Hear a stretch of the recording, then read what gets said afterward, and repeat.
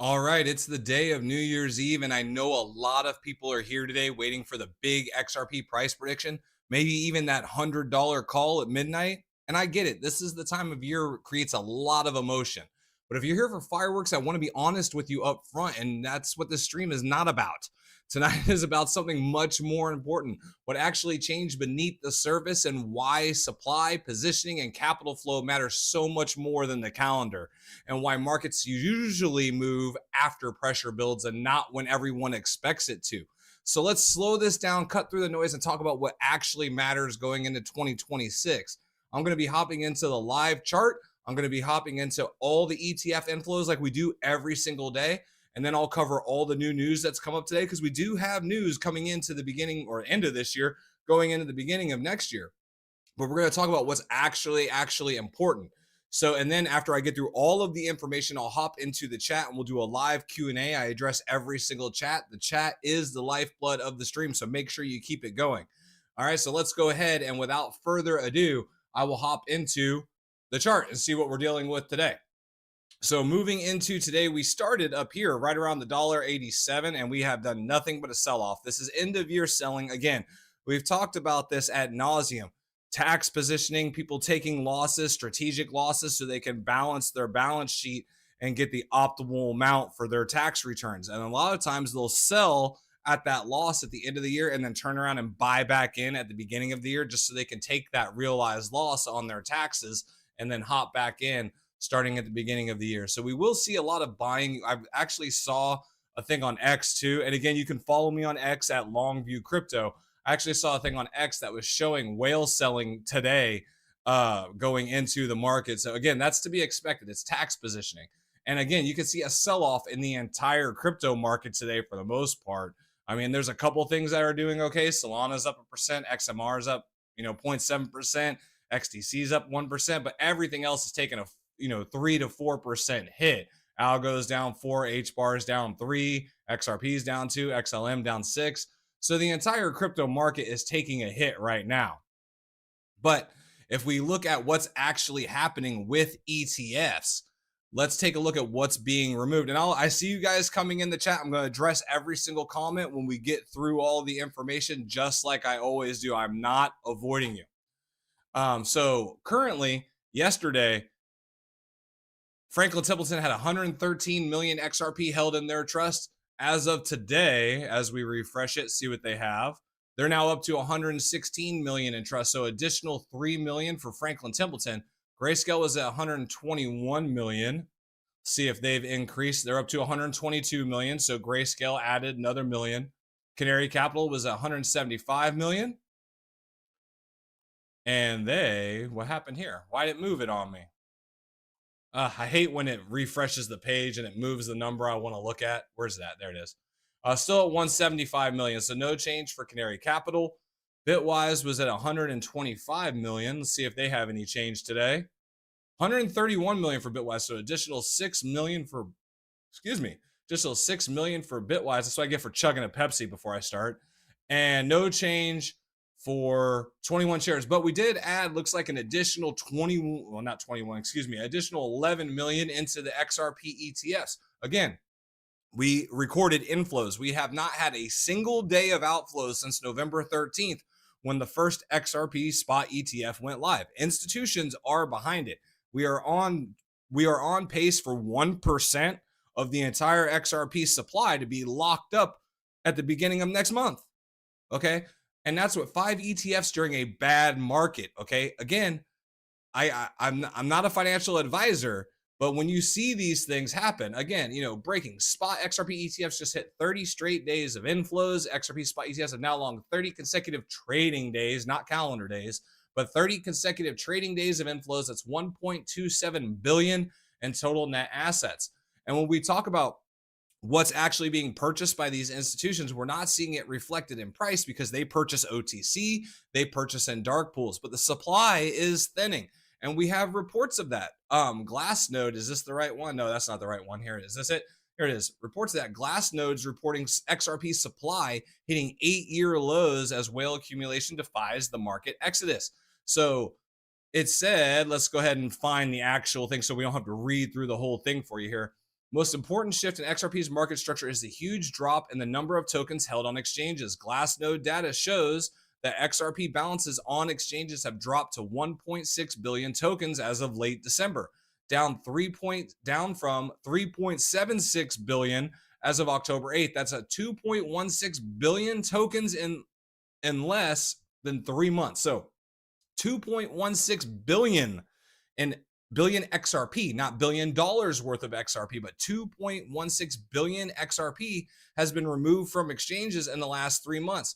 This is the lowest amount of supply on the exchange since 2018, which is a technical setting that has historically came before big price increases. So exchanges at all-time lows since 2018, fear at extreme highs, right?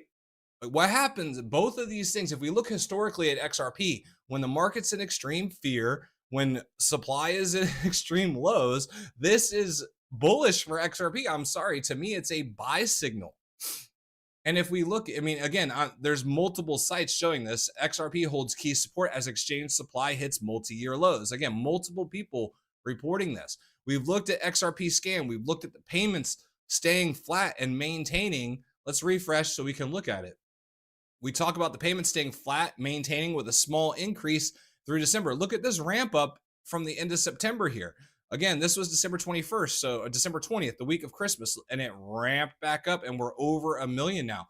We also saw, where was it? I think it was Yahoo Finance. I saw that there is an increasing amount of wallets. Okay, 16,000 new wallets or something like that. Let me see if I can find it again. That Ripple MasterCard Pilot taps XRP Ledger for card payments. Why a $20 trillion market is in focus. Now, this is important, but this right here is not going to have much of an impact on XRP. They're not going to touch XRP for this. It's going to bring activity to the ledger, but anything that's settled domestically is just going to be settled with RLUSD. They're not going to use XRP to settle domestic stuff. So anything US to US, USD to USD isn't going to require XRP. But activity to the ledger, adoption, all of these things are important for us moving forward. Oh, here it was. Here was the other thing I was looking for. XRP, this is from Yahoo Finance. XRP sees new address growth, but price still struggles below $2. XRP has struggled to regain momentum after failing to reclaim the $2 level. Broader market uncertainty has capped the upside. So again, crypto market uncertainty is holding back all crypto, not just XRP. We looked at the market. The entire market is down. This is not, just held to XRP. Still, the approach of the new year is drawing renewed attention to the altcoin, supported by rising interest in exchange-traded fund products and XRP-linked strategies. Again, don't forget about the DAT strategies, the treasury companies, Vivo, Power, Evernorth, things like that. Roundhill aims to launch a different XRP ETF. This is the options one that I reported on before, but there's a couple other issuers wanting to do options ETFs. This will bring trading and leverage to the market, but they are not going to actually hold spot XRP. They're not required to purchase XRP and hold it. They're just doing options. Says Roundhill Investment, a US-based asset manager known for thematic ETFs, has filed an updated XRP-related product with US Securities Exchange Commission. Filing signals a growing regulatory acceptance of XRP as a reference asset within structured investment vehicles, marking a notable step in the presence of traditional finance. The proposed ETF does not represent a spot XRP ETF fund and will not directly hold XRP tokens. Instead, the product is structured to generate income through options premiums tied to other XRP-based ETFs. In practical terms, the fund aims to capture returns from XRP price movements rather than ownership, with a potential launch expected in 2026. Again, I covered this in a previous short. So a spot ETF is like buying a house. A leveraged ETF is like betting a house. And then this is like renting a house, right? So you don't rent something that's not stable. They had to make sure it was stable in the market before they could start doing these type of products. Holders flock towards XRP. Despite this development, existing XRP holders remain cautious. Exchange balance data shows little movement over recent days, indicating that investors are neither aggressively accumulating nor distributing tokens. This flat line suggests hesitations as participants await clearer market direction. While the lack of inflows limits immediate upside, the absence of large scale selling reduces downside pressure. Neutral positioning often reflects uncertainty rather than bearish conviction. For XRP, stability at current level may provide a base for future moves once a stronger signal emerges. So, on chain data points to a shift beneath the surface. The number of new XRP addresses has spiked sharply, reaching a monthly high. This trend likely reflects a new year influx of participants seeking exposure ahead of potential catalysts, including ETF related developments. Now, it's saying that the accounts have spiked recently. Again, we've talked about the accounts at nauseum. When we go over here and we look at the actual XRP metrics, I have called this out multiple times, the account sets. There has been more account set activity since the beginning of November to now than there has been at the history of the XRP ledger. And when you couple that with all of this information about new accounts, about rising payments, this is very bullish for utility in regards to XRP and the XRP ledger. So, what does all this mean for the $100 price prediction? That's what everyone's here wanting to know. I'm here to present you real data that we can touch, see. The $100 price prediction, can XRP reach $100? Not tonight. Not tonight, it cannot.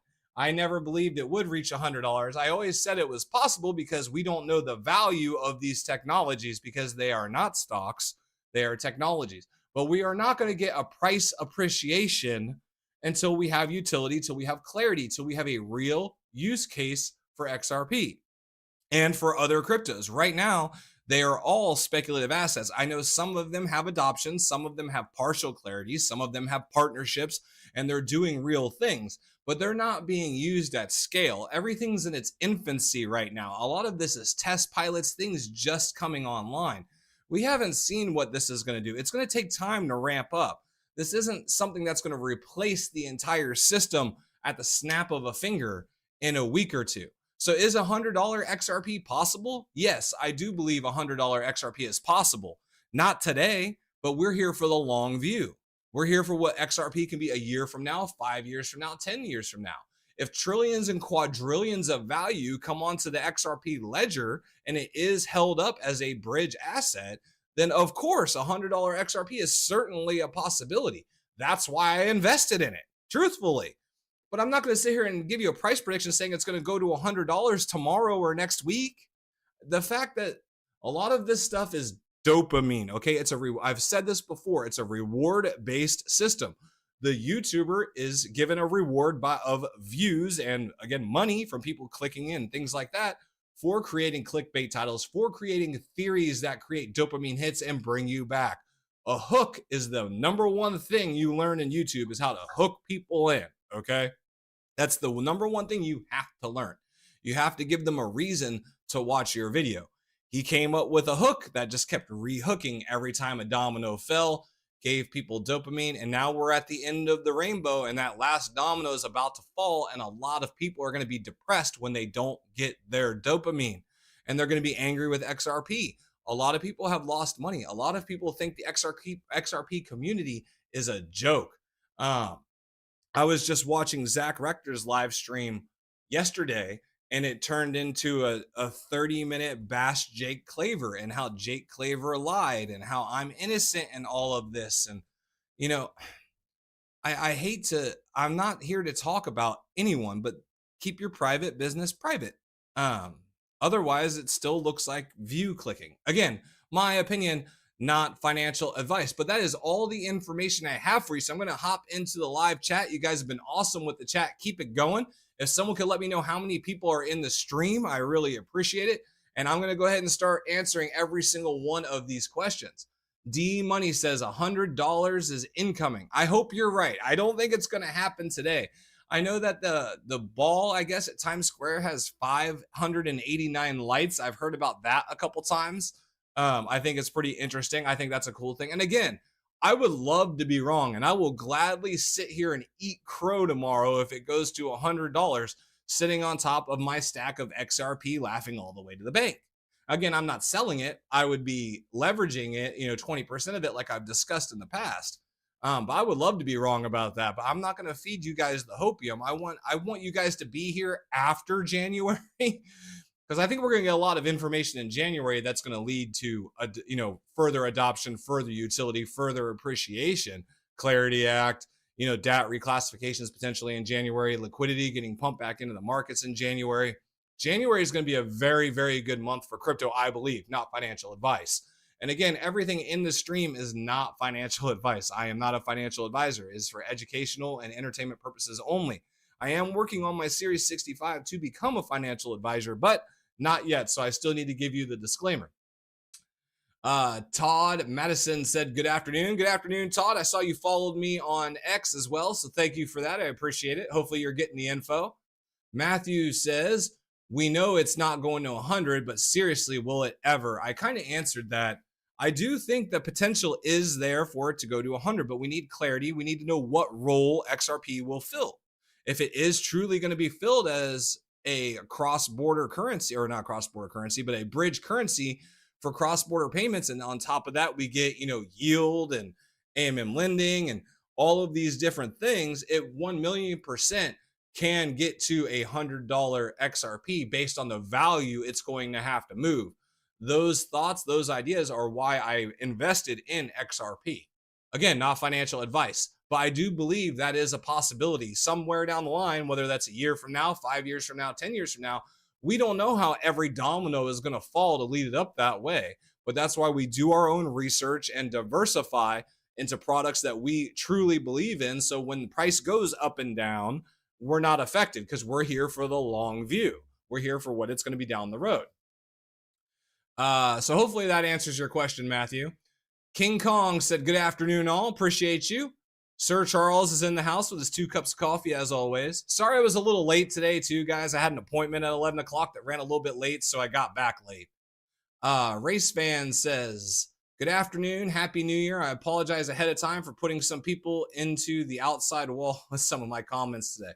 Hey, the comments are great. Chat is great. All I ever ask is keep it clean. Everyone's entitled to their own opinions. As long as, everyone's tasteful, and I'm willing to discuss everything. I don't think I'm right on everything, but I'm telling you guys what I research, what I think, what I believe, and what my opinion and take is on the research. You absolutely have the right to say I'm an effing idiot, and that's fine. That's your prerogative. But I just ask that we keep everything clean and respectful. Cynthia said, Jake Claver is toxic to the XRP community. He preys on trusting viewers, eroding credibility. Shameless. I mean, the whole, again, I'm not sitting here trying to bash anyone, but the whole Jake Claver, Zach Rector, conflict is turning into, it's turning into like a reality TV drama at this point. It's sad. It's sad because it does make the XRP community look stupid. The whole thing makes us look like a bunch of idiots who don't know what we're doing, and it's sad. So I mean, that's what I think about it. They're going to sacrifice, whoever comes out and does these things, they're going to sacrifice their credibility. The real ones will rise to the top. My opinion, not financial advice, and I have nothing negative to say about any other YouTuber. I can only control what I can control and try to present you the best information I can in my way. But I'm not here to bash anyone else. So do your research, know what you hold, educate yourself. Tina, crypto market should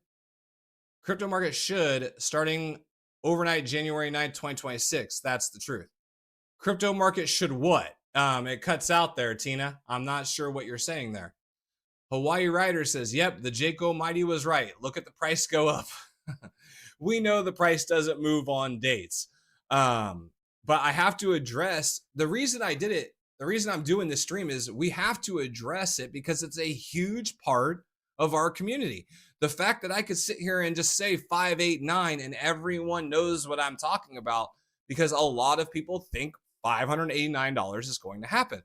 The reason I can say the $100 price prediction, everyone knows where that comes from. And so there's a lot of people on here looking for that who don't understand the truth, and I'm trying to show them a different way. Again, we're here for the long haul. We're not here for a magic price appreciation or a God candle. Again, would love to be proven wrong, but don't think that's the case. And you can go back and look at my streams for the last 2 months. I've been saying the same thing. This isn't just because it's New Year's. Hawaii Rider. Okay, I just answered that one. Daniel Parker said, I've said it before. Jake has digital asset company. He has invested interest in pumping that kind of content. But XRP is going to pump. The question is when and how much. Exactly. I don't think that XRP is going to just magically pump to $100 overnight, but I do believe in the fundamentals of XRP. I mean, that's why I hold it. I do believe that it is building real adoption, real utility within the financial system. You don't go out and buy billions of dollars of acquisitions for a $10 XRP. You know what I'm saying? It doesn't make sense. The amount of investment that has gone into the XRP ledger and RippleNet and their partners in building out around the crypto industry, you don't do that for a $10 XRP. Everyone's thinking that Ripple's just dumping on people and they're going to be taking our money. They hold 40% of XRP. Okay. If XRP appreciates, Ripple does very, very well for themselves. They may not do. Here's the thing. I can't count on Ripple to do what's in the best interest of me and the XRP army. I think they will, but I can't count on that. I can count on Ripple doing what's in the best interest of Ripple. Okay. And right now, the best interest of Ripple is for XRP to appreciate in price. They got a 40 billion. Yeah. So they received a $40 billion valuation for Ripple. They hold, remember, they hold roughly 40 million XRP. So they hold, or 40 billion XRP, excuse me. So they actually hold more in XRP than the valuation of their company. Again, so if XRP goes up, Ripple does well. So I don't think Ripple's dumping on us. We can dismiss that myth. But a lot of people are upset, mad. They feel like they've been lied to. They feel like they've been manipulated.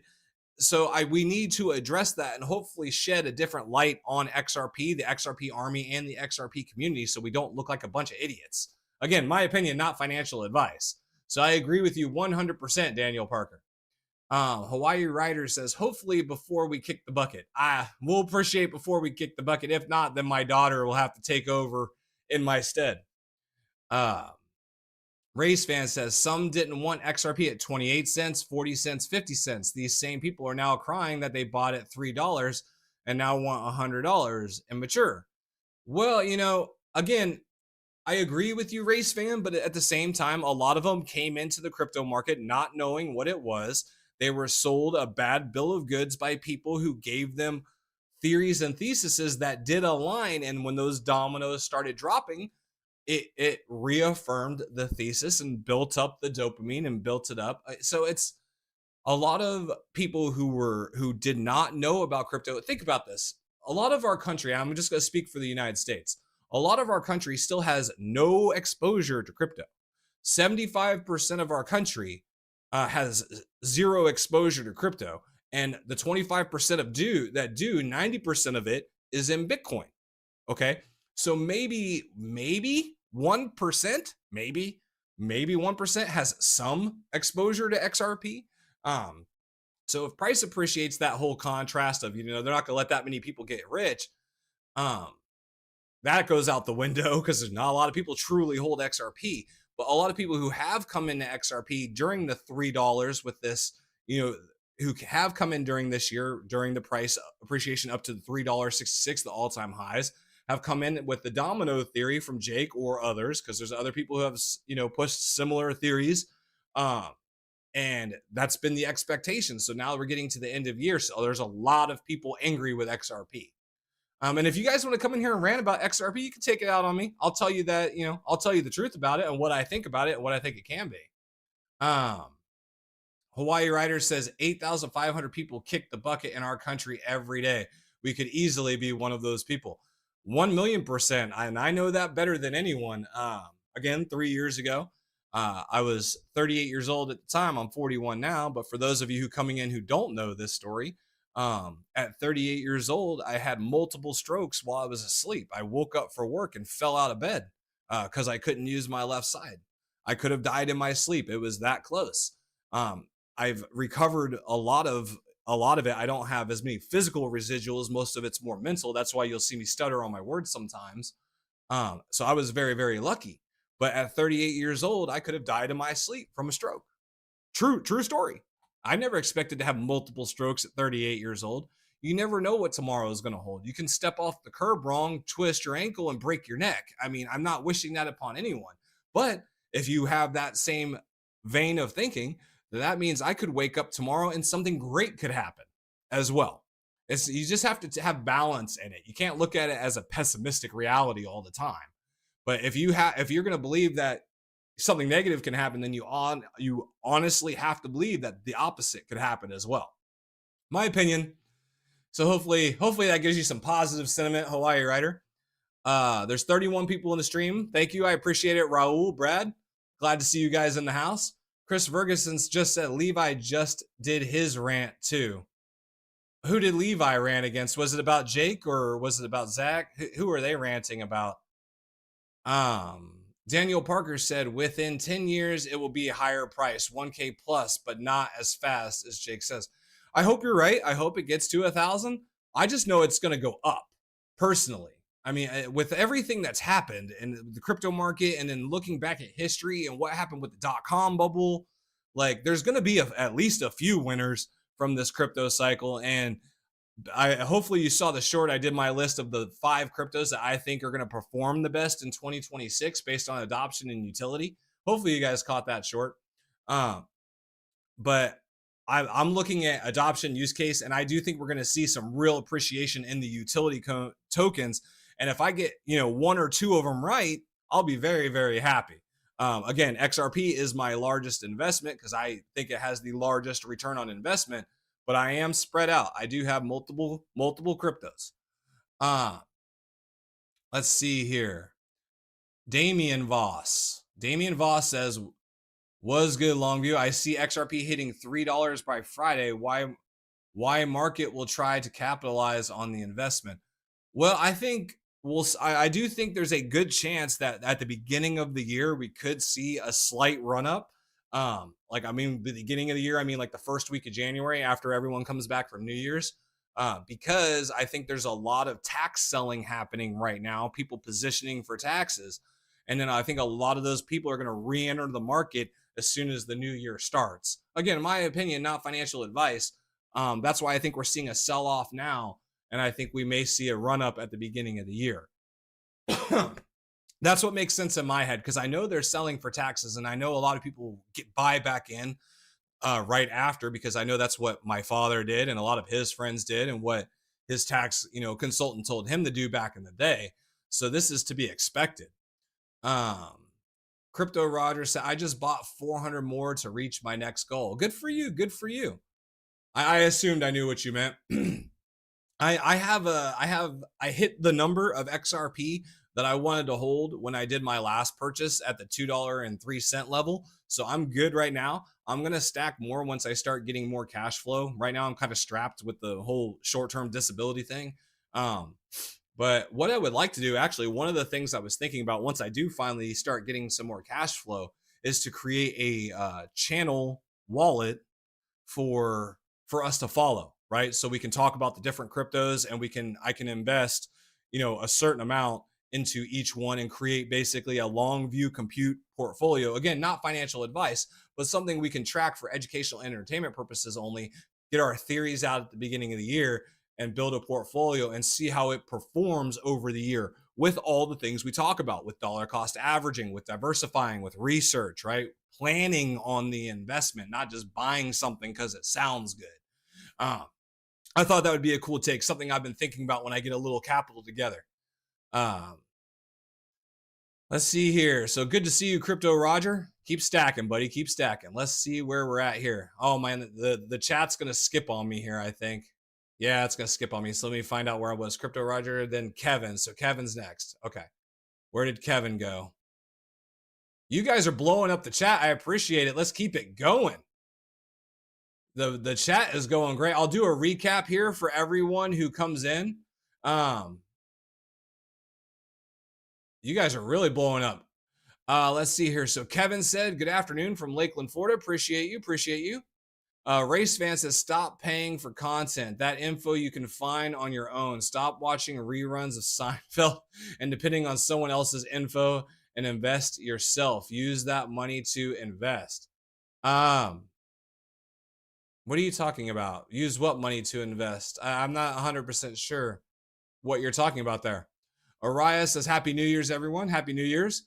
Hawaii Rider says, Shoot, I'm old as dirt. I hope XRP does something before I go to heaven.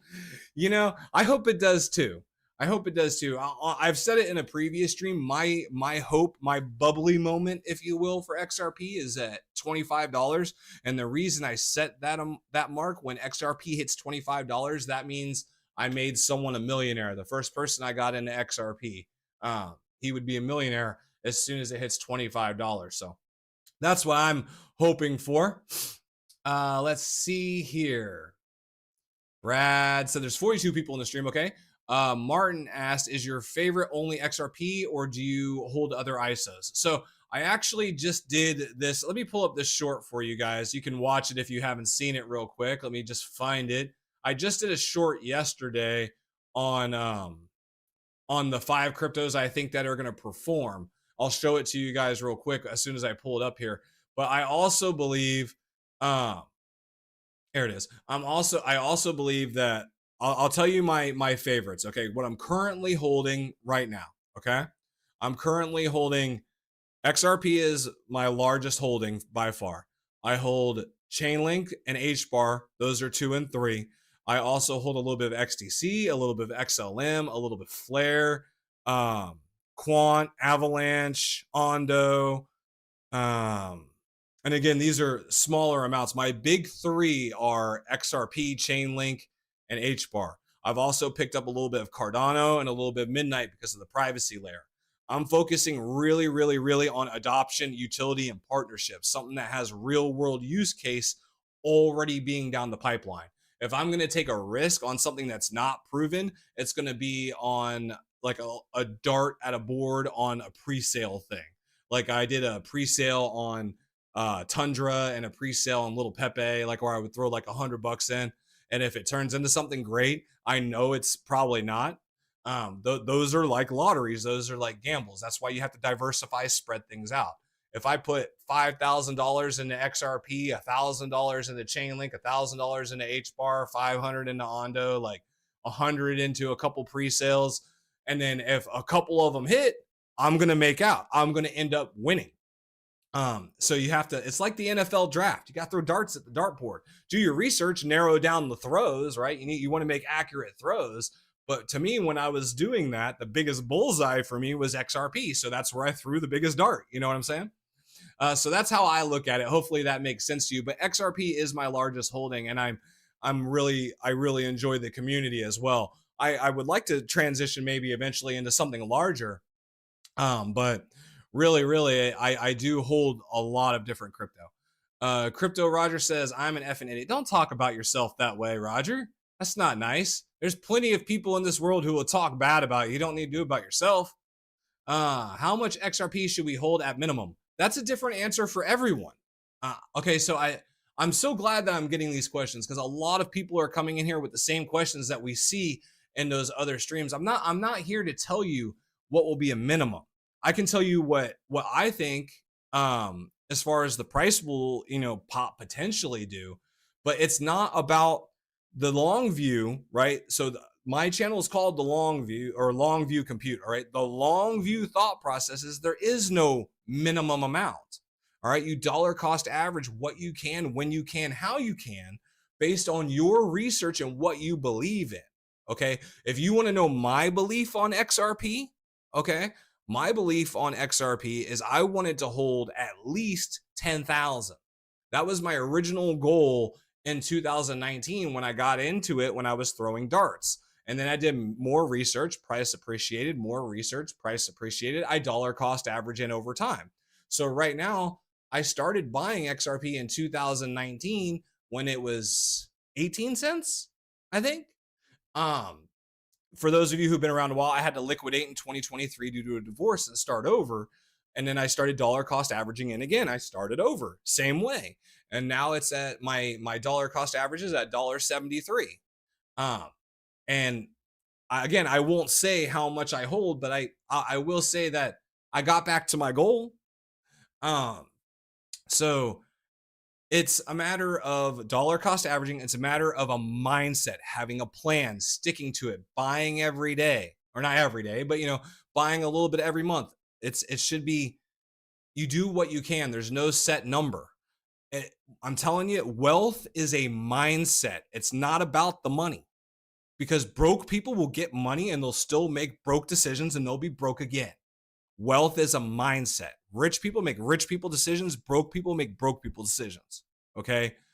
And so if I, what is the correct amount? What do you want your life to be? What do you want your goal to be? That's the correct amount for you.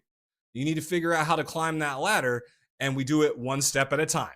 It's not going to happen overnight, but that's what I'm here to help you with. And hopefully you guys enjoy that. Araya said it's very sad, actually. It is sad. It's sad that there's so many people who got duped and they lost money and they're frustrated and they're mad. And if you guys need to vent, just do it respectfully. That's all I ask. Crypto Roger said, drama, yes, but I wish I were on the bet. Don't we all? Don't we all? That could be another $1 million worth of XRP to buy, right? Sculler says, bunch of goons who didn't get rich quick crying about someone's predictions not coming true. Facts. Yeah, you're right. I mean, you're absolutely right. But what I'm pointing out, Schuler, is that it makes us all look bad, right? It makes the entire XRP community look bad because so many people bought into it, but so many people were feeding it. The clickbait titles are getting ridiculous. The fact that, and here's the thing, is I put this in here to talk about the $100 price prediction. I put a question mark, right? $100 question mark. Like, people don't do that, right? I even think what I just did is a little too much clickbait, honestly. But I see these titles come out and prediction, and it gets 100-something thousand views and all this and that. And I'm just like, oh my gosh. And people wonder why they're mad. They're clicking on it. Stop clicking on it. You know it's not real. Araya says, end of 2026, we will all be laughing together. I think we're going to see, I think 2026 is going to be a really good year because of the liquidity coming into the market, because of the clarity that's going to be happening in January, the innovation exemption that they released, or that that the SEC claims they're releasing in January. New Fed chair being announced in January. Right, that's going to give us more liquidity once they actually get into the seat. We have pro crypto heads at the CFTC, the Fed, the SEC, in the White House. A year ago, we didn't have any of this. This has been a wonderful year as far as adoption and regulation, and it's only going to continue. We just haven't seen it reflected in price. Again, infrastructure first, price last. Let's see here. Daniel Parker, if you follow the money and the moves that big money is making, XRP is going to be used to what extent is the question. Okay, so you're right. I always say follow the money, Daniel. You're absolutely right. I say follow the money. What is the money telling me? The money is telling me that institutions are buying XRP right now. They are. ETF inflows have not stopped during price go down time, right? During a bear market, the XRP ETF inflows are still accumulating. Bitcoin and Ethereum have had outflows this month, all right? XRP's outperformed everyone in December. This is fact, okay? So there is a large institutional appetite for XRP. That's a fact. We can prove that. Those are numbers, facts, figures, numbers, logic. Ripple is aggressively expanding the XRPL. Okay, they already announced WXRP, right? That they're doing with Hex. That's going to be available on Solana and Ethereum and Hyperliquid or Hyperchain, whichever one it is. Optimism's another one. So interoperability is going to be massive. So when we say follow the money, XRP is going to be utilized when we start doing cross-border. Okay, XRP does not need to be used to be handled domestically. They're doing all that with RLUSD. Okay, that's not going to impact XRP. But the banks need RLUSD to make them feel all warm and fuzzy to sign up, okay? The Genius Act came out. The Genius Act came out in July. When did we start hearing all of the talk about stablecoins? When did stablecoins really start ramping up? When the Genius Act was done in July. Banks didn't start leaning in and participating until we had clarity.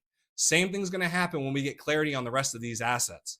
Banks will finally be able to lean in. Once this this innovation exemption goes live, once clarity goes live, once the bank charter is no longer conditional, it's actually in full force. Don't forget, we're still waiting on a skinny Fed Master account or a Fed Master account. This is far from done. It's only just beginning. We are at the infancy stage of adoption and utility.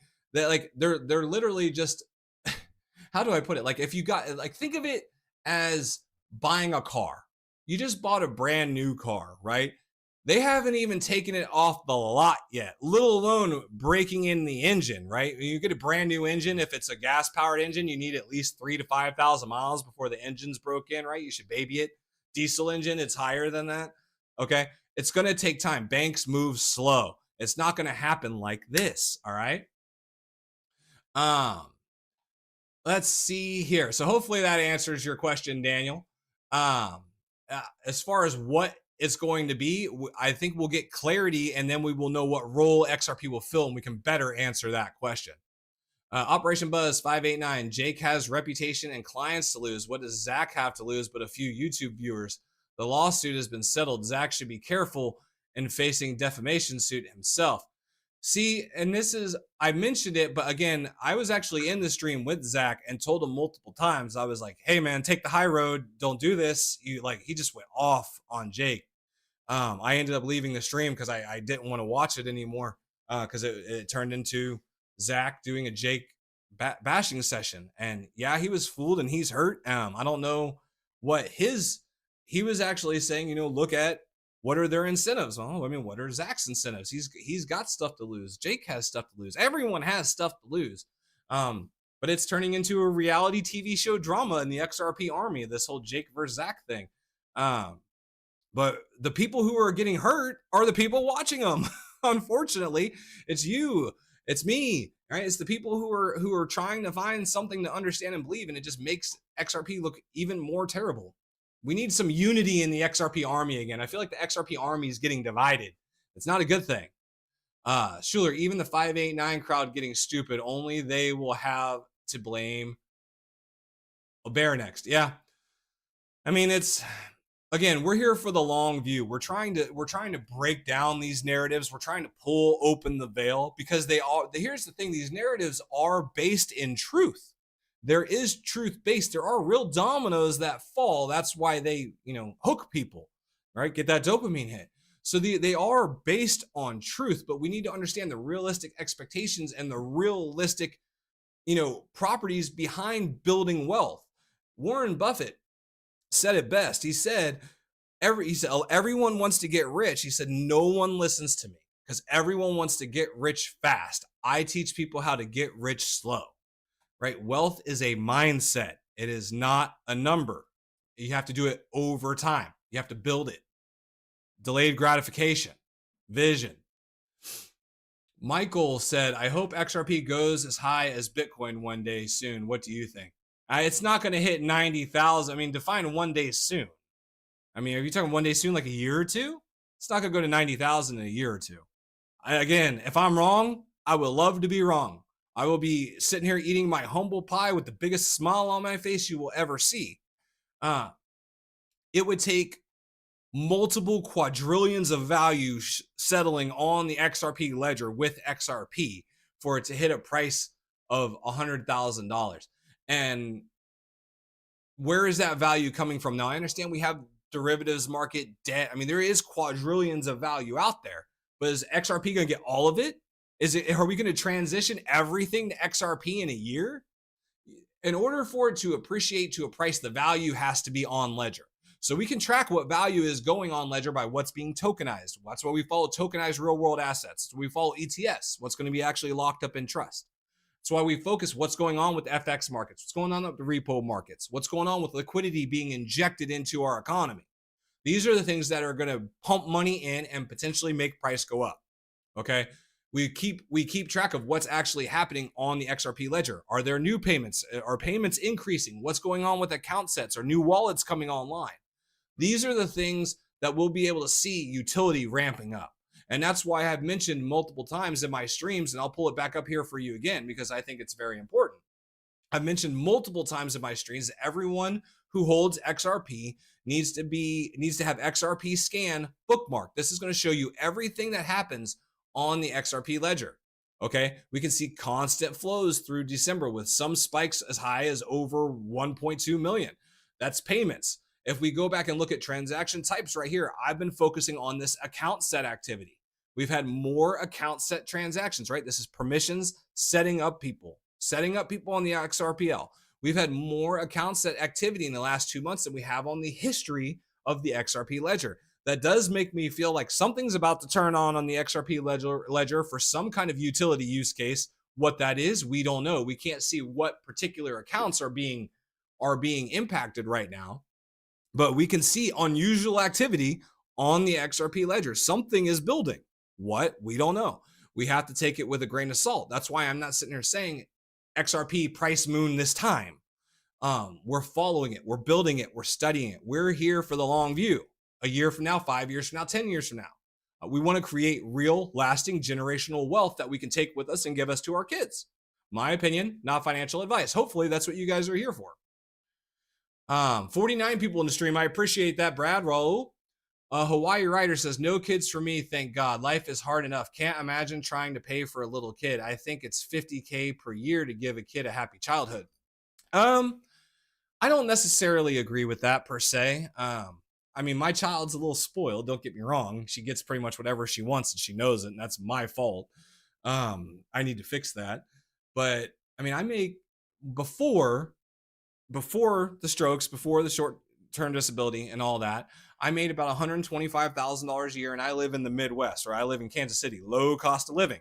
And with $125,000 a year, I was able to give my daughter a very good childhood, pay for a 3-bedroom, 2.5-bath home. My ex-wife didn't have to work. We could go out and do things. I was investing. Now I know not everyone, is able to make $125,000 a year. And if they do, they don't necessarily live in a place like I do where cost of living is cheaper, right? I could buy here today in the Kansas City area in the suburbs, I can buy a 3-bedroom, 2.5-bath house with a basement for $350,000. 10 years ago, I bought it for $140,000. This is why you buy, right? My house has over doubled in value in 10 years. Keep that in mind too. So that's an investment as well. Real estate's a very, very good investment. But yeah, I understand it's hard to provide for people, and it's getting harder. I mean, it really, really is. It's getting harder every single day, Hawaii Rider. The money out there, especially now that I'm not working, it's definitely kicked me in the face. I don't have nearly as much expendable income as I used to. Freely 100 says, nobody knows. We just enjoy listening for the dopamine. Hey, and I'm glad you can recognize that, Freely, but unfortunately not everyone does. And hopefully, they catch this and we can educate and we can build, something real and long lasting in the XRP community. I know everyone loves their dopamine, and I'm happy to give you a little bit of dopamine, but I'm going to do it with integrity. At least I'm going to do my best. Abdiel says, if it goes to 100 tonight, should I sell? I got 24,000 coins ready. I can't tell you what to do with that, Abdiel. You have to do what's right for you. I will tell you, I'm not selling if it goes to $100 tonight. Again, I'm here to buy and die. I'm here, regardless of what happens in the short term, I'm here for what it can be a year from now, 5 years from now, 10 years from now. If it were to go to $100 spike overnight or something like that, the most I would do probably would be sell and get my original investment back, at most. But that would probably be it for me. But you have to decide what's right for you. It's not financial advice, but my belief is to let it appreciate and then borrow against it or deploy it on DeFi and earn a yield. Assets to me are much more valuable than cash. Cash is trash. I mean, since 2020, our US dollar has depreciated in value by over 25%. So if you left $100 sitting in the bank account for 5 years, it's literally worth 75 as far as its buying power. So I mean, if you're going to sell, what are you going to sell it for? What are you going to do with it? What are you going to buy with that cash? If you're going to sell it to buy something, I really hope you use it to buy another cash producing asset or invest into something that can appreciate, because cash is worthless. And especially if they turn the printing machine on next year, right? With quantitative easing and rate cuts, okay, inflation's going to spike again in a few years. When they did it in 2020, assets appreciated like crazy, right? Crypto appreciated, gold, silver, cost of cars, housing, everything went up. Real assets went up. Cash went down. Okay. So if you're going to sell it, have a plan on what you're going to do with it. That's all I'll say. So hopefully that answers your question, Abdiel. Damien said he agreed. I'm not exactly sure what he agrees with, but I'm glad. Race fan said the money used to pay for Patreon content. Okay. I see. Yeah, I mean, they make money all kinds of ways. You could do memberships, Patreons, Discords, one-on-ones, merchandise, buy. I mean, there's tons of ways, affiliate links, partnerships. There's tons of ways to make money. Let's see here. Oh, that's right. I was going to show you guys that video too, and I got sidetracked, didn't I? I was going to show you my top fives here. I think someone just went and watched it. So these are my top fives as of right now. I'll play it for you. Everyone's chasing price predictions, but I'm looking at who's actually going to survive 2026. No price targets, just fundamental relative performance. Ondo, real-world asset tokenization built for institutions, not speculation. HBAR, enterprise-grade governance and real corporate adoption. Chainlink, the data layer every serious on-chain system depends on. XRP, liquidity, rails, and settlement infrastructure designed for scale. And Cardano, Midnight privacy, layered security, and compliance-first design. This frames Midnight as inevitable infrastructure, not a feature. If you're still picking based on hype, you'll miss this cycle. If you're picking based on infrastructure, then you'll recognize this list. Okay, sorry it was lagging a little bit, but those are some of the ones that I think have a lot of room for appreciation based on utility in 2026. Again, not financial advice, but I do think they have a lot of room for appreciation based on utility moving forward. Let's see here. Crypto Roger said, I need to get to $8 for my first million. I'll celebrate with you, Roger. We'll have a party. Okay. I have to do some math. I don't know if I'll be there with $8. I think I might need more than that. I think you got a bigger bag than me. Pam Stamper says, no SHX. I haven't got a chance to research it yet. Honestly, I'm going to. I don't want to do anything if I don't know what I'm talking about. I just look like an idiot. So SHX, I will look at it, Pam Stamper. I just haven't got a chance to yet. And if you guys want me to look at any cryptos, maybe something you want to add to this list, let me know your thoughts. Did I miss anything? Should I be looking at anything? Maybe we'll do a stream one day where we're all just hanging out and we're just looking at cryptos together, trying to figure out what's what, You guys have been awesome in this chat. If someone can let me know how many people are in the stream, we are still going through the chat. As soon as I get caught up here, I'll do a recap for you all. We're about an hour in now. Let's see here. Sam said, good evening. Craig Todd said he just bought the dip. Congratulations. He says he's broke, but he bought it. I'm broke too, man. I feel your pain. All of us are broke right now. Martin, is my crypto still quantum safe if I only send it from Bitvavo to Ledger Nano X and back to Bitvavo? Bitvavo is a Dutch exchange. I heard that it's only safe to store it on Ledger and never send it out. Okay, so this is a good question. Thank you, Martin. So truthful news that a lot of people misunderstand. When you put your XRP or any crypto in a cold wallet, it never leaves the ledger. Okay, it never physically leaves the ledger. The cold wallet is a physical representation of your keys. You need both the keys and the wallet to access your crypto. It never physically leaves the ledger. So when people are talking about quantum security, they're worried about the blockchain itself. So XRP Ledger is quantum secured. So now here's the thing. If you send it to an exchange, you don't hold the keys to an exchange. You don't own that crypto anymore. They can do whatever the heck they want with it. So if you're holding it on a cold wallet, number one, you need to make sure your cold wallet was purchased from the manufacturer. Use a trusted, reputable cold wallet. Some, Ledger, people will argue against Tangent, people will argue against LEPAL, people will argue against. You need to do your own research, okay? But if you want the most security, preferably some kind of air-gapped cold wallet, okay? I haven't done any research on it, but I was sent this one to test out, okay? So this is an LEPAL Titan 2.0. It's an air gapped cold storage wallet. The XRP ledger is quantum safe. So if you put your XRP into a cold wallet, it is still on the XRP ledger, and the XRP ledger is quantum safe. Does that make sense? A lot of people think that cold storage wallet self custody means your tokens are physically held in that wallet. It's not the case. It's basically a locked access to your tokens, if that makes any kind of sense.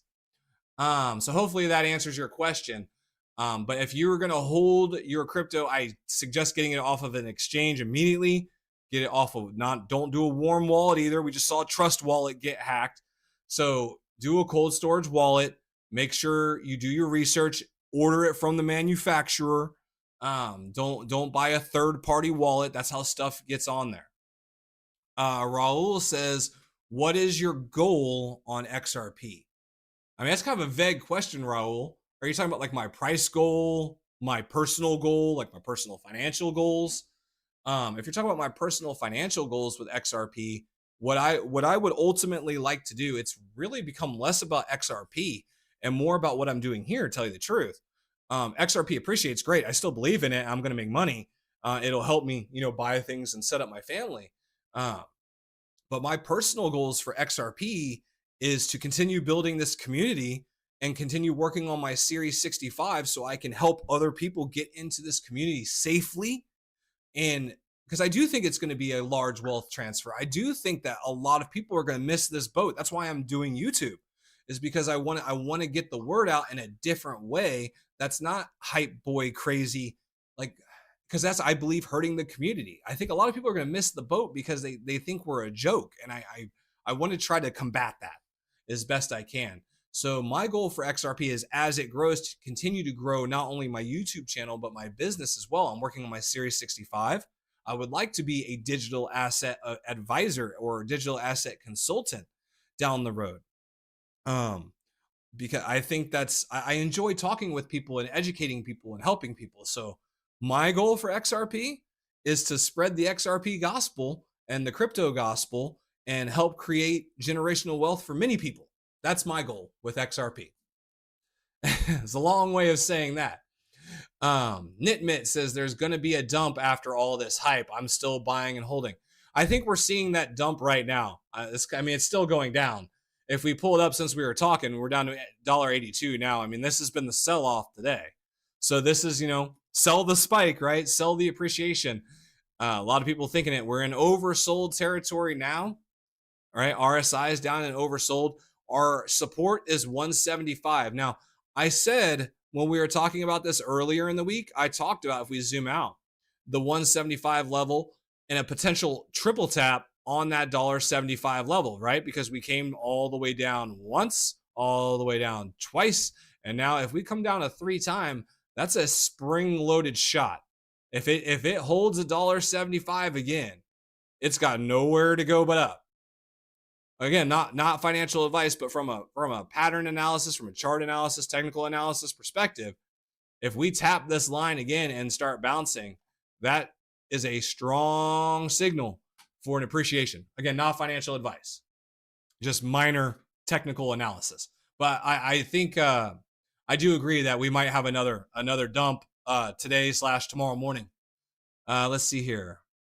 Nitmit says, I like Ripple Winkle, but he overhypes everything. Granted, he provides facts, he just overhypes it. Unfortunately, if they're trying to grow their channel and trying to get views, they kind of have to. I hate to say I'm different, I'm special, but I'm kind of the oddball out. Because I know I'm not going to grow as fast this way, and that's okay. I'm trying to build something longer. But I know I'm not going to grow as fast this way because I'm not putting the clickbait titles. But at the same time, a lot of you coming in thank me for it every single time. So if you can, hit the like button, subscribe, comment, chat. These are the things that are going to help spread it far and wide. Okay. If you guys enjoy the no hype facts, building a real community, the best thing you can do to help me grow it is to like, share, comment, and watch. YouTube is very strange. You guys could, if it's funny, you can hop on and like comment, and share the video and hop off. But if you only watch 30 seconds of the video, it actually hurts it. So view duration is a big part of YouTube and how they reward people. So the longer you guys stay in the stream, the longer you stay in chat, the longer you watch, also helps as well. Craig Todd said 2026 will be good as long as Black Swan keeps away. You know, that's the crazy thing though, Craig Todd, is that a Black Swan event just exasperates the need for liquidity bridge settlement, for on-demand liquidity.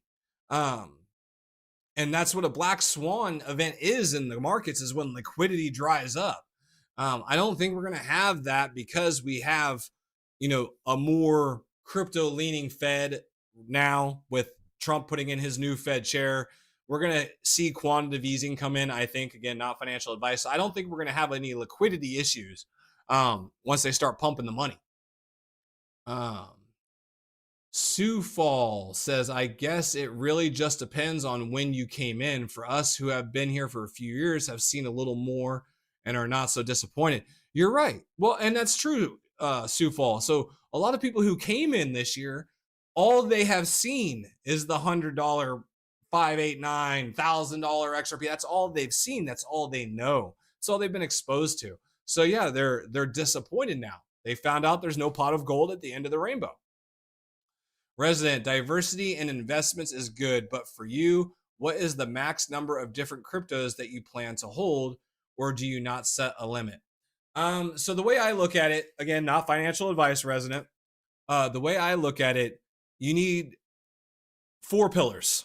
Okay, 4 pillars. You need 4 investments that are diversified that you believe in 1,000,000%. So for me, those 4 investments are retail, or not retail, excuse me, not retail, real estate, precious metals, AI, and XRP.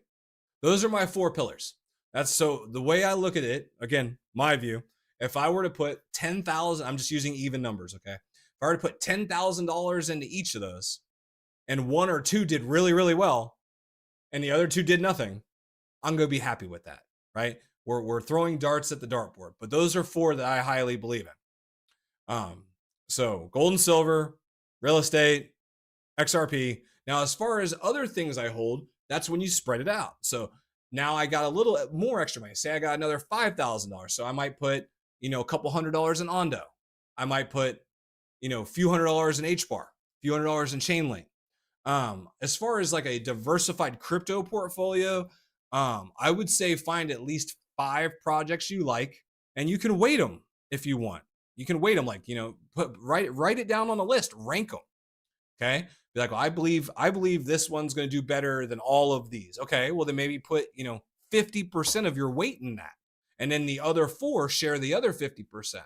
It's what's going to be best for you. It's what you can stick to, what you believe in. And when you look in the mirror tomorrow, if price goes down, you're like, no, I feel good about it. That's why I can sit here and talk to you when XRP is going up and down. I don't care. I do not care, because I feel good about what XRP is going to be in 5 years. Again, my opinion, not financial advice, but being able to study it, have a plan, and know what you're holding, know what you believe in. So that way, when price goes up and down, all of it's just noise. It's just noise.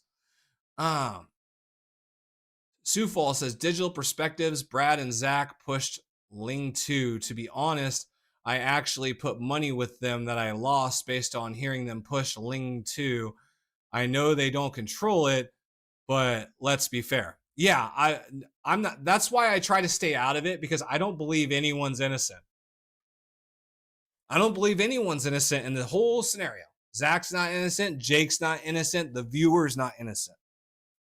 My opinion, not financial advice. Viewers are responsible for their own investments. You need to do your own research. Okay.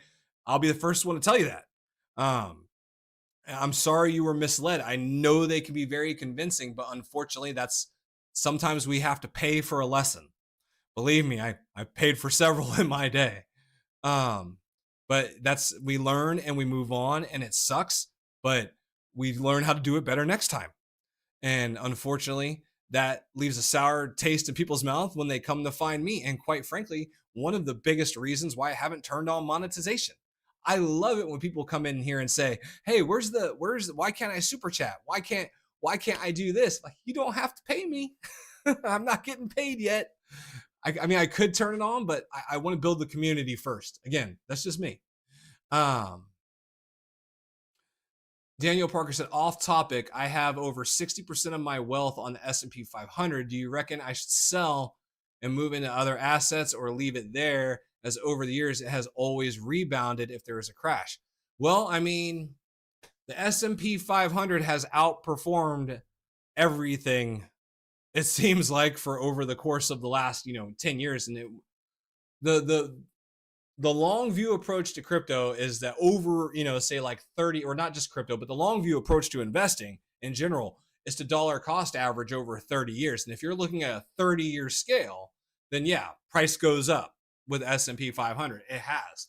Um, is that going to be the biggest return on investment? We don't know. That's where you have to decide. But the S&P 500 is a very, very solid investment. 60%?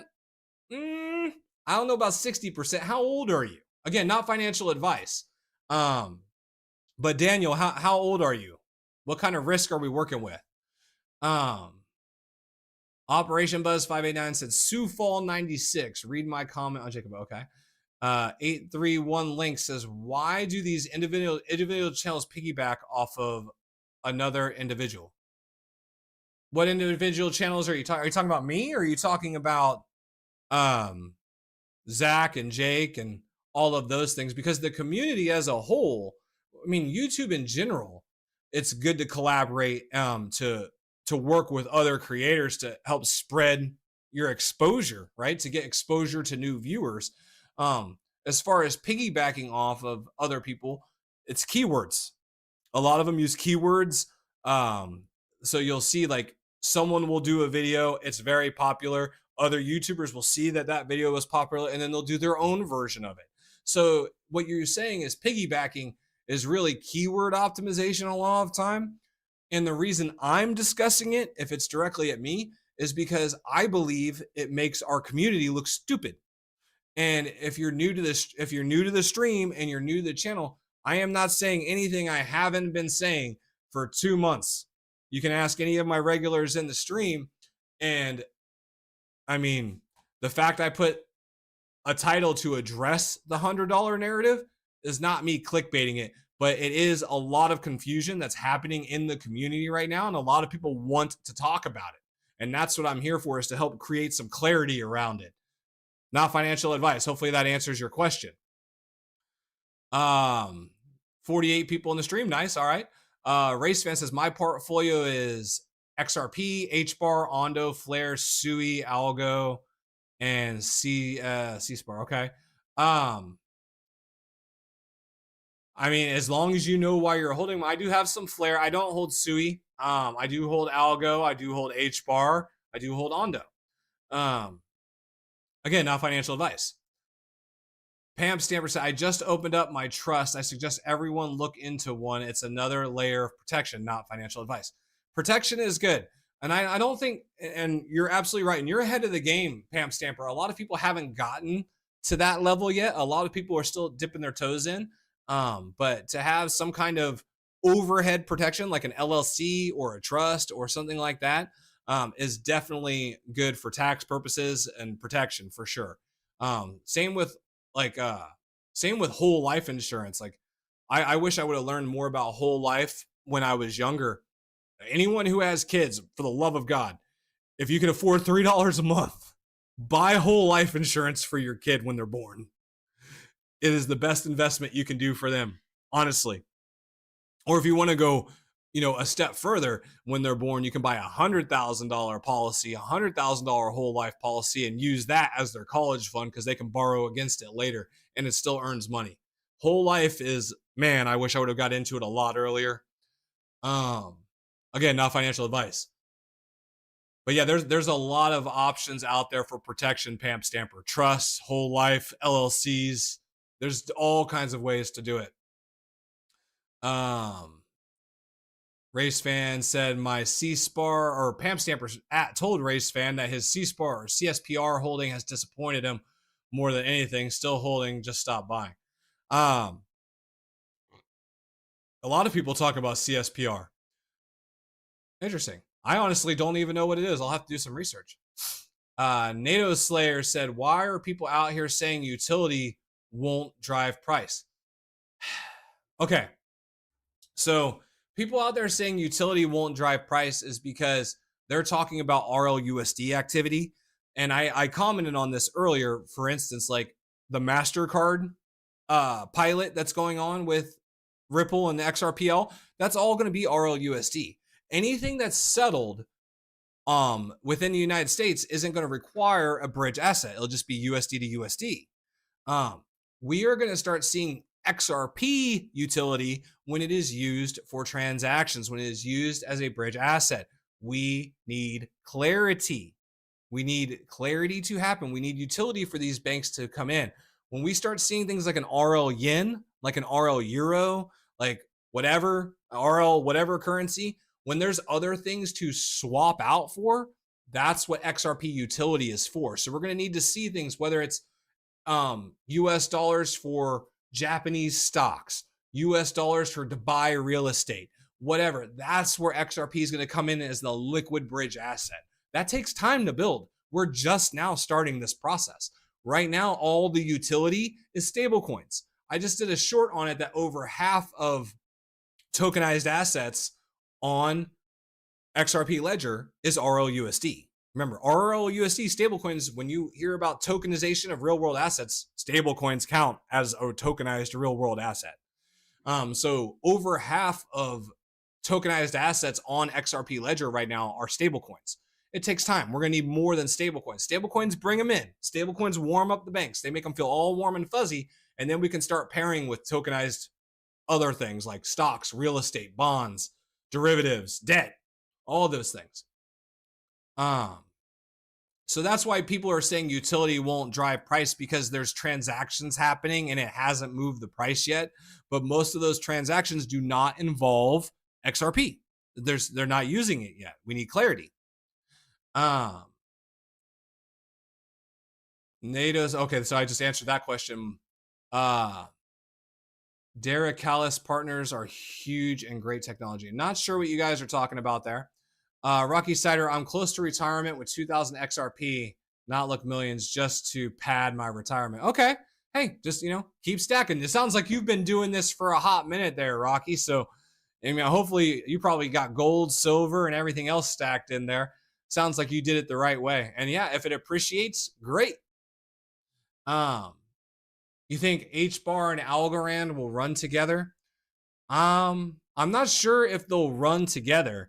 It depends on what kind of contracts they get for tokenization. Truthfully, there's going to be decoupling. Things are going to set themselves apart over the next 1 to 2 years. You're going to start seeing different cryptos go their own separate ways. I truly believe we'll start seeing the winners separate from the losers. And it's going to come down to real world utility, adoption, and use case. HBAR is plugged in with the right people. Algo has a couple, but will they move together? I don't know. I wish I could answer that question, but I don't know the answer to that right now. With it being the reason, truthfully, the reason I'm in Algo right now is because, let me pull it up here. Where'd it go? Algo ran. Here it is. Yearly. The reason I'm in Algo right now is I actually bought it when it was down 71% for the year. And just looking at that pullback and looking at what they've done to this point, I'm like, I'll throw a couple $100 at that. I think it's due for some appreciation. I feel like it's been oversold for the utility that it does have. Zcash did great. I wish I would have got in on that train at the beginning of the year. But again, and these are things I do. I'm like, okay, I have a couple $100 to buy. Like I've done some research on this. I'll put a little bit in here. So I weight it that way. So again, but the one thing I would say, diversify, pick 5, 6 investments that you're comfortable with, that you like, that you don't care if it goes up and down, and build around that, not financial advice. So hopefully that answers your question there, NATO. Pam Stamper race. Okay, you guys are talking about Cage race fans. I'm with you. Join party, live stream, connected. Talk to me. Oh, I gotcha. You guys are all stacking wonderful. The chat's been fantastic, guys. So here's where I'm at. I'm caught up most of the way in the chat. I'm going to come back to it. I'm going to do a quick recap for everyone who's come in. If you guys could tell me how many people are in the stream, I'm just going to recap for everyone who came in here so there's no misunderstandings. And I'll hop into a recap. So currently, price has dropped to $1.81 while we were talking. We started the stream at $1.85. We were talking about a potential sell-off today with end of the year, tax repurposing, all of those things. We are in the oversold territory, but we were in the oversold territory 2 cents ago. Our support is 175 to the 177 level. If we hit that, we're looking at a triple tap where we could potentially pop up because we've hit it 1, 2, and then a third time back here during the great sell-off on October 10th. So if this does hit a third time and we hold support, that is a bullish sign. I'm looking at that as a bullish sign. So if we come down here, I mean, again, not financial advice, but that would be a buying opportunity in my mind. So moving on, we covered all the ETF inflows. Well, additional 11 million XRP pulled into trust today between the 5 spot ETFs. Again, you can follow me on X at Longview Crypto. If you want to follow me there, I do retweet all the things that I find interesting if you want to see it before it comes to the stream. XRP holds key support as exchange supply hits multi-year lows. We had multiple reports of exchanges reaching multi-year lows. Over 2 billion XRP tokens, not $2 billion worth, but over 2 billion XRP tokens have been removed from exchanges over the last 3 months. And it says we are now sitting at a total. We went from 3.76 billion to, and we've lost 2.16. So we've lost, or we're down to roughly 1.6 billion total, or here it is. Yeah, roughly 1.6 billion being held on exchanges right now. So that is a massive, massive swing.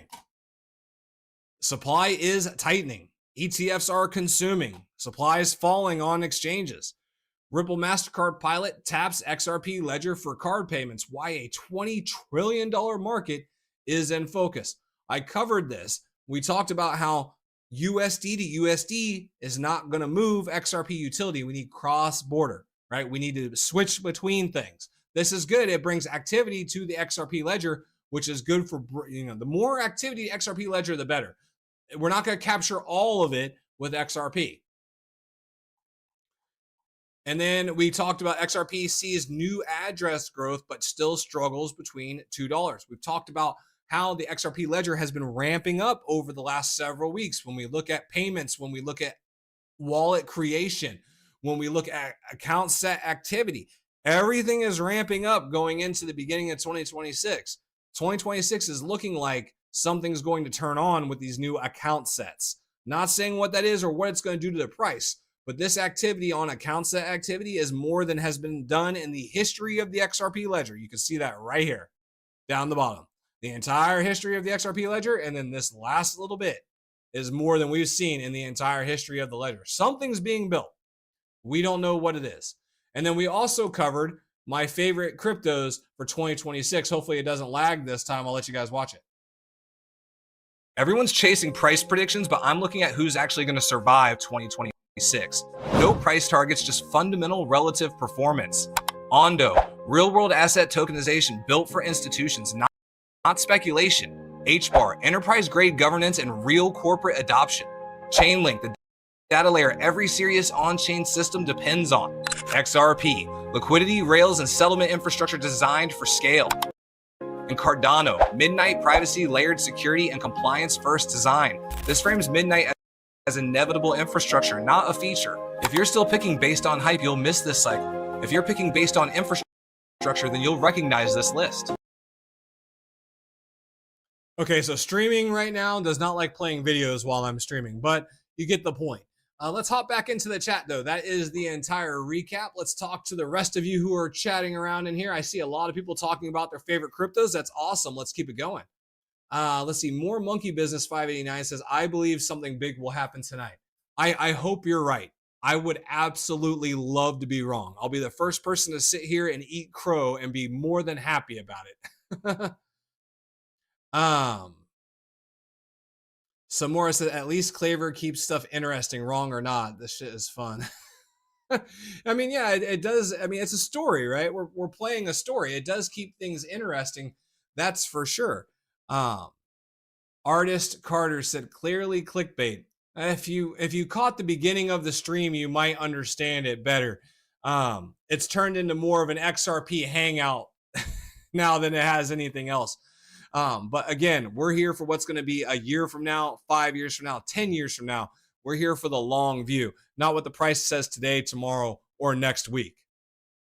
Let's see here. Gunnel Bowman said, what about money back macho essential? I don't even know what that is. Mario said, would like your opinion, not financial advice on AMP. I don't know about AMP. I'll have to do some more research on it. I haven't researched into that one yet. Race Fan says he only invests in utility tokens. Okay. Institutionalized investors said Jake Clever might as well say he's from the future. People would probably believe him, unfortunately. Zoro says, exactly. If there is ETF to HBAR XRP, there is an ETF to HBAR. There is an ETF to XRP.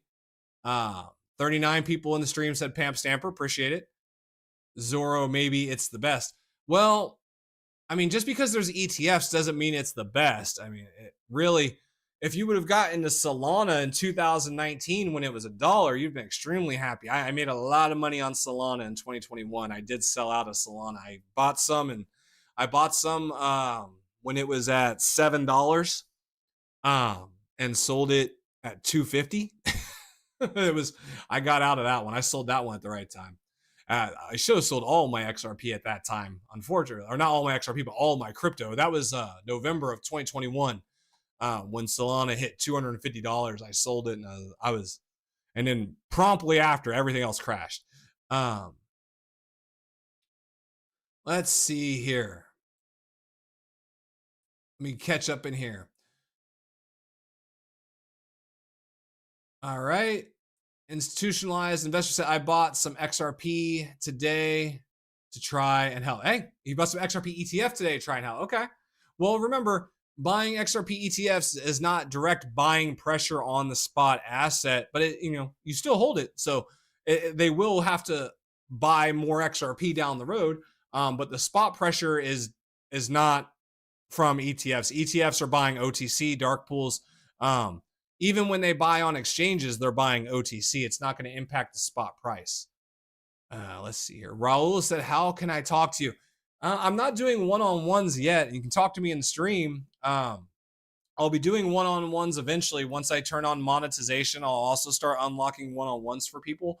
I'm trying to hold off till I complete my Series 65 so I can actually give financial advice in those one-on-ones, but I might just do educational as well. We'll see how it goes. But I'm looking on doing one-on-ones in the near future, and I'm also looking at doing private members-only live streams in the future when I do turn on monetization. I'm looking at potentially doing that, into January, beginning of February, if I were to do that. So hopefully that answers your question, Raul. NATO Slayer says 1,000 XRP is my best case scenario or $1,000 XRP is my best case scenario for 2030. More realistically, for 2030 is $100, but I don't think XRP at $20 in 26 is too unrealistic after Clarity Act stops getting delayed. Really, I mean, I don't think $20 in 2026 is unrealistic. I truthfully don't. I mean, based on the math model, and for those of you who are new, I look at appreciation based on supply, demand, math, numbers that I can see. I came up with a model based on what has been physically been removed from supply, since the ETFs have gone live. And in this model, we came up with, based on what's being physically held in XRP Trust, they are absorbing roughly 24 million a day since launch. So if $24 million a day are being removed, we would remove 250 million to 500 million every 4 to 8 weeks. Okay. So if we remove 250 million to 500 million, why is that important? That is a 5 to 10% depletion of the available supply. And I calculated available supply based on 5 billion XRP at that time. Now we can see available supply has gone down, right? And once we have a 5 to 10% depletion, it would cause a 20 to 40% appreciation. So, according to the math model, a 20 to 40% appreciation in price is imminent, with another 20 to 40% appreciation coming when we hit 1.3 billion XRP removed. So, roughly the end of January, beginning of February. That's my math model. That's what I'm basing it off of. And I'm doing that because I have numbers and data to back it in. So we have a 20, according to my math model, we have a 20 to 40% increase that's imminent. I was expecting that to happen at the beginning of July after tax, or at the beginning of January, excuse me, after tax selling. And then end of January, February, we would see another 10 or another 20 to 40% increase as we continue to pull supply. And that is just supply math. That's not FOMO.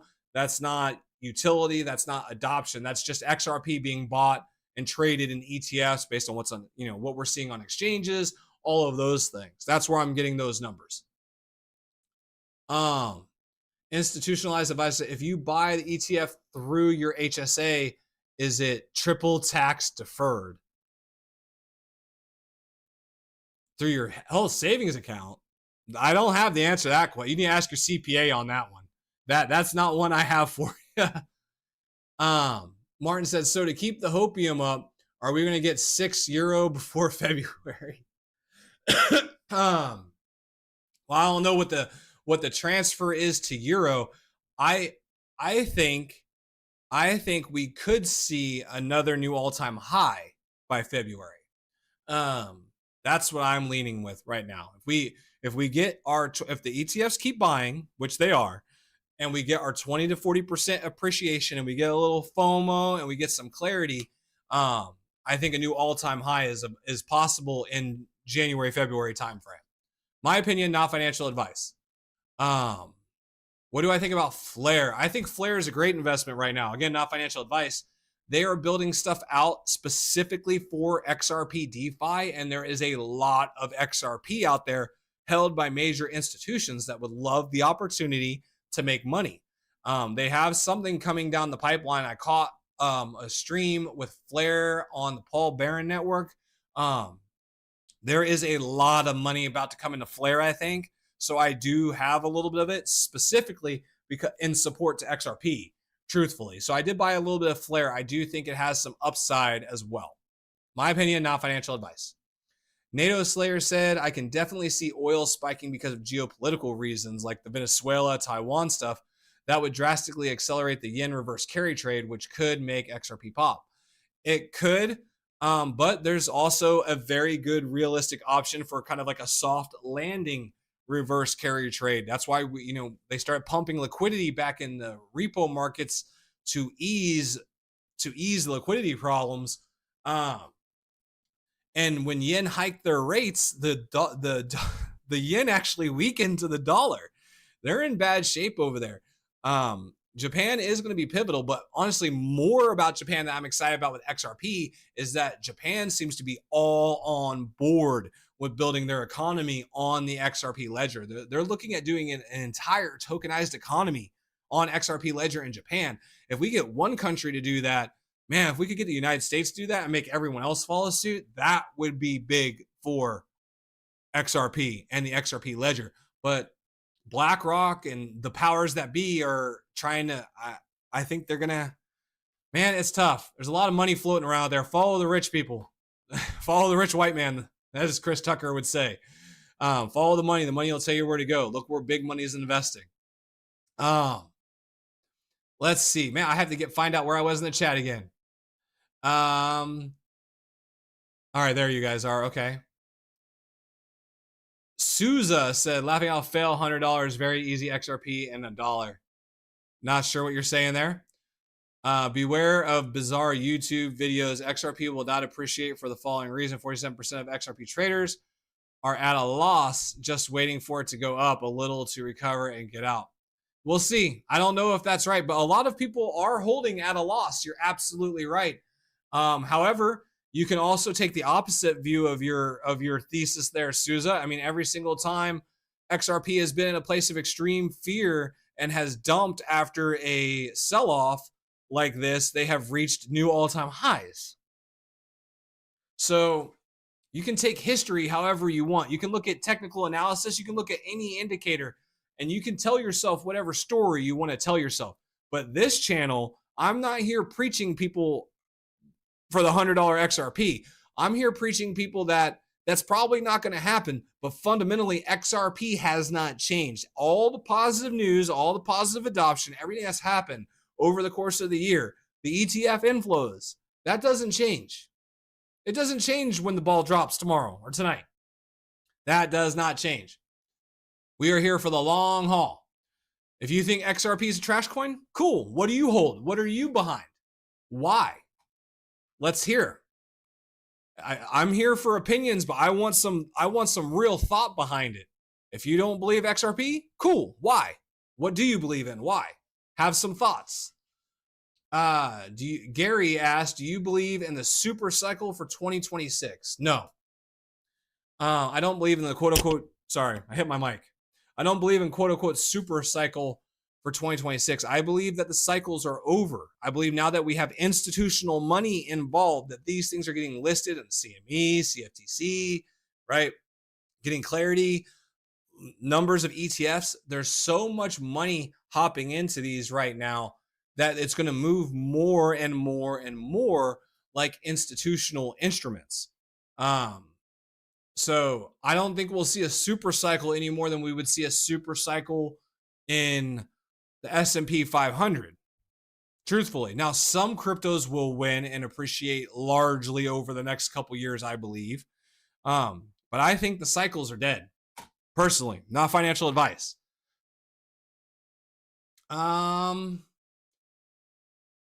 Zorro said, what do you think about the idea of the dollar lost value in the crypto world we have? What do you think about the idea the dollar lost value? The dollar has lost value. And a lot of the coins have lost value too. I mean, a lot of the cryptocurrencies lost value too. But the dollar is down 25% over the last 5 years. So in contrast, if you've been holding XRP versus 2025 versus cash since 2025, you're doing extremely well compared to if you were just holding your cash. I don't like to hold dollars. I really don't. I keep as little cash as possible. I'd rather have it in assets. What do you think we will see? When do you think we will see more ISO 20022 price discovery on utility tokens? When they start being used. I think we might actually have a big sell the news event when clarity happens. Because just because clarity happens doesn't mean everything turns on instantly. That is the time, that's the go ahead when they get the Clarity Act, but it doesn't mean Clarity Act happens and all of a sudden trillions move on Ledger. This will take time. So, but we do need the Clarity Act for banks to lean in, right? Just like they did with the Genius Act. We've seen all this stable coin growth after the Genius Act. We'll see a lot of this crypto growth after we get clarity and institutions are safe knowing that this is this. And it will take time. So that's why I think 2026 is going to be a larger scale appreciation. We probably won't actually start seeing like real utility phase until Q3. So I think we start seeing price go up summer Q3 probably is when we start seeing a real appreciation. Again, none of this is financial advice. I'm just guessing based on, supply and demand and macroeconomics. I'm here for what's going to happen a year from now, 5 years from now, not for what the price is going to be in a couple months. But I think we'll start seeing an appreciation next year into Q2, going into Q3 is when we'll start seeing real utility appreciation. My opinion. Martin says, thanks, all your knowledge and time for all of us. Appreciate it. I'm happy you guys are here. You guys have been keeping the stream going. I'll chat with you guys as long as I can. I love working with y'all. Double D, appreciate you sharing knowledge and insight versus so much hopium being sold by YouTube influencers. What is your opinion on how XRP will be impacted by all Ripple acquisitions? Thanks again. Obviously, I think it's good for XRP. So the fear that people have with XRP, probably the biggest fear you hear is that, Ripple's just dumping on everyone and all this and that. I mean, Ripple has been completely transparent with their escrow since 2017. Nothing has changed. And they have gone out and they're building these acquisitions. They have built the entire financial stack. They have payments, they have custody, they have treasury options, they have everything, but they don't have clarity. So right now, everything's moving along RippleNet. A lot of this is being done with RLUSD. So I think the acquisitions are huge as far as giving the grand scope of things. And honestly, this is major news. I didn't even bring it up in here, but there was a partnership between JP Morgan and G Treasury, if that tells you anything. Now, I didn't bring it up. JP Morgan and G Treasury. Morgan. Come on. I didn't bring it up because it specifically and explicitly states it's for RLUSD, and JP Morgan is doing their own cross-border remittances. So they're using G Treasury for a settlement of their RLUSD stablecoin to off-ramp their own. And I'm afraid we're going to start seeing a lot more of that because a lot of these banks don't want to give up the fees, right? Ripple's going to have to go steal it from people, which will happen, but they have built this entire stack so they can plug in. They're plugged in with JP Morgan, right? They're plugged in with BlackRock with the BUIDL. Now everything's moving RLUSD. It's not moving XRP yet. And for that to happen, we need clarity. We need cross-border remittances. We need something to switch between. We need to get as much value on the ledger as possible. And that's what they have done by building out their stack with G Treasury, with Palisade, with Ripple Prime, formerly Hidden Road, okay? But you can take a look at this. I'll pull it up here for you. JP Morgan, this is straight from JP Morgan. G Treasury Payments Integration. G Treasury has partnered with JP Morgan to simplify retrieving intraday and historical balance data for your cash report accounts. This straightforward and secure integration gives Treasury teams real-time access to their data, providing valuable insight and decision-making. So this has nothing to do, though, with XRP, which is why I didn't put it on here. But JP Morgan is partnering with G Treasury, which is owned by Ripple. So food for thought there. And again, I do try to keep everything hype-free and straightforward with you guys to build a real community of real truth, real trust, real transparency. And if that's important to you, please hit the like button, engage in the chat. If you're catching the replay, leave a comment. I appreciate every single one of you. Engage with the video. It really helps me out. Institutionalized investor said XRP is for the long-term investor, and that's why people in crypto don't like it. Get out of the get-rich-quick mentality, and you will do just fine. I really like Bit&Sword Tau blockchain could do so much good. Yes, we are here for the long term, and I think crypto as a whole is transitioning to that now. I think like the meme coins, the lottery, that's pretty much over. Those people got wiped out the last couple years. Really, I think the speculation phase is coming to an end, and it's going to be more about who's got the most backing, truthfully. Government should be put on public blockchain. Wouldn't that be great? I would love for that to happen. I mean, it's going to happen eventually. It probably won't be public. They'll probably have their own private ledger, but boo ZBCN though. Not sure what that is. You guys are blowing up this chat. Oh my goodness. Let me find out here. There it is. Okay. Diamond Ruff said 177 tonight. Squeeze play to the $1.64 for escrow. Then turn on the juice. Just my opinion. I mean, hey, that lines up. I did think we could get down to $1.75, $1.77 level today with a sell off based on, the sell the God candle news thing since it being the last day. I want to make sure we hold that $1.75 level. That $1.64 scares me. I don't want to see that.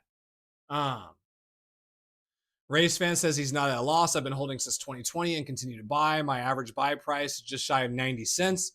First picked up at 28 cents. Good for you, race fan. Good for you. That's awesome to hear. NATO says I like Chainlink and Canton. Canton's good, especially since they got announced with the DTCC. They're partnered with BlackRock as well. Adoption use case, because they're doing the DTCC tokenization on the Canton network. XRP, XLM payments. Okay, HBAR good for HBAR good for tokenization. Chainlink, security contracts. Okay, smart contracting. Canton are explicitly stay for DTCC. Yes. That's going to be big. I'm surprised more people haven't hopped into Canton, tell you the truth. Diamond Rough started at 27 cents. His average price is 52 cents. Good for you guys. Good for you guys. Institutionalized investors said these banks are awful. Well, we know that. That's why we're in crypto, right? NATO Slayer said off topic, but bro, you resemble Brad Garlinghouse. I think he's got a little more hair than me, right? I wish I had that full head of hair of his. There is an AI channel I saw where the AI host is a Brad Garlinghouse lookalike. I'm like, that's genius. You guys are smart. Institutionalized investor. How do you do the screen share, my guy? The screen share. What, this part where I do this? So I'm in a streaming software program. I had to preset all this up. So I have it to where I can switch back and forth between different screens and things like that. What's this one? So I can switch it around. I have different recording formats for different videos depending on what I'm doing. That's how I screen share. It's through OBS software. Canton up real quick. I'm a little leery. I mean, they did come up real quick, but the fact that do some research. Again, do your own research. But if you do your own research and you look at it, you can see that Canton is partnered with BlackRock. Remember, follow the money. We talk about follow the money. BlackRock owns like a third of the world. Anyone partnered with BlackRock's got some money behind them. Just something to look at. Raul, not Brad. Yeah, that part. Got it. Raul said, my goal, top 10% on XRP and HBAR. ATR, my goal has just started a few months ago. Well, I hope you get there, buddy. I hope everyone hits their goals. I would love for everyone to make money. For my just me, not financial advice. That's so cool. Yeah, I'm honestly thinking about going balls deep into Canton.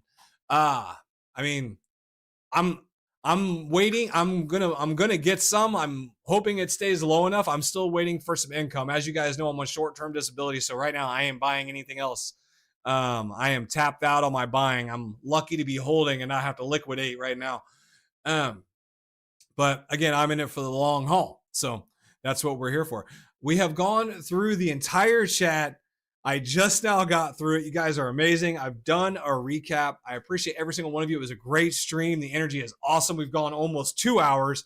You guys kept me going in the chat the entire time. When do I think the NDAs will expire? NDAs do not expire. Again, that was some fluff that they were giving you. Non-disclosure agreements do not expire in that way. Those are business agreements. So unless they're like a non-compete, that expires, but a non-disclose saying you can't discuss what we talked about in this meeting, those don't expire. That was hopium. I'm sorry. Institutionalized investors, it seems like the institutions like the coins with no max supply. I guess they're just used to having infinite money. I mean, you can't really say that if you look at Bitcoin. Institutions like Bitcoin, they really like Ethereum because of what's being built on it. And now that so much money's behind it, JP Morgan's pushing the crap out of Ethereum. But I'm going to take off here. We've gone through everything. I appreciate every single one of you. You guys are amazing. I hope I hope we have a lot of new subscribers. Make sure you guys like, subscribe. I stream every single day, Monday through Friday at noon. And then I do videos on the weekends. I also do shorts with news updates. So if it's a news short, I will link the article in the description for you. I keep everything as factual as I possibly can. Okay. So if you guys want the long view, if you want the real deal, make sure you hit subscribe and stick around. And I'll see you guys on the next one. I may stream tomorrow. I'm not sure. I may stream tomorrow. I may not. Plan on me being off tomorrow with it being New Year's Day. I think I want to go see Avatar, the new Avatar with the daughter. But if I do stream, it'll be at noon. Otherwise, I will catch you guys on the next